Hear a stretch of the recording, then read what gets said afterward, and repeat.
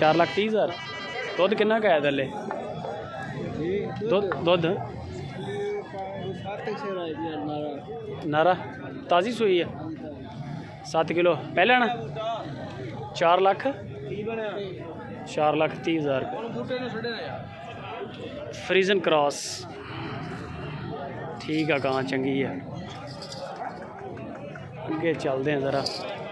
सोहनिया सोहनिया गावां भी अज आईयां भाजी की मोल कर रहे हैं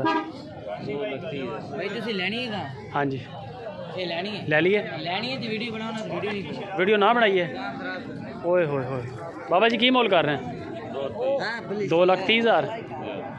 2,30,000 दुध कितना खाया थले 10 किलो 2 टाइम का सही है ये जी लुडन मंडी के रेट है जी गां पता नहीं कि खुशी भाई जनाब की हाल जे अपनी आप नहीं दिलबर किथे है मैं टक्कर ते जाना है अज टक्कर लेने भाई टक्कर ले लड़ाई ना करी यार गां पता नहीं कहती सोहनी गां की मुल कर रहे भाजी नहीं नहीं जेड़ा माल का मुल वही ला लगे किन्ने तेन वैसे लगे किन्ने का मंडी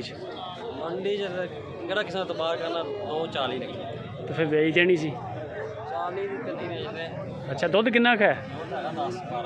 10-12 किलो रेट तो तेन सही लग गया लगता बाबा जी की हाल है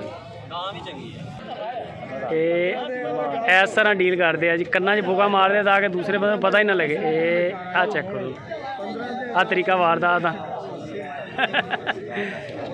की मुल कर रहे हैं भाजी 4 लाख गां तो बड़ी चंगी माड़ा अगों सैड दे हाथ गां सोहनी है माशाल्लाह माशाल्लाह माशाल्लाह आज दे हीरे ले इम्तियाज भाई माशाल्लाह जी दुध किन्ना खाया थले हुण होनी है बेचती के ले सुबह से ठीक नंबर शंबर है भाजी नंबर बोलियो अपना 3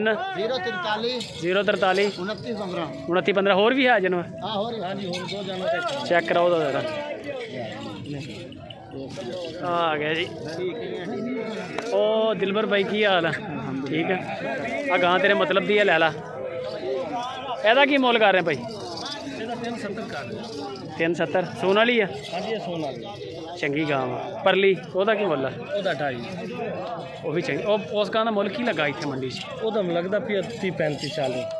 फिर तो बेच देनी सी ना बेचनी आप 280 करते रहे फाइनल हाँ ना 2.5 दी जो भाई लवे ओके करे 2.5 दी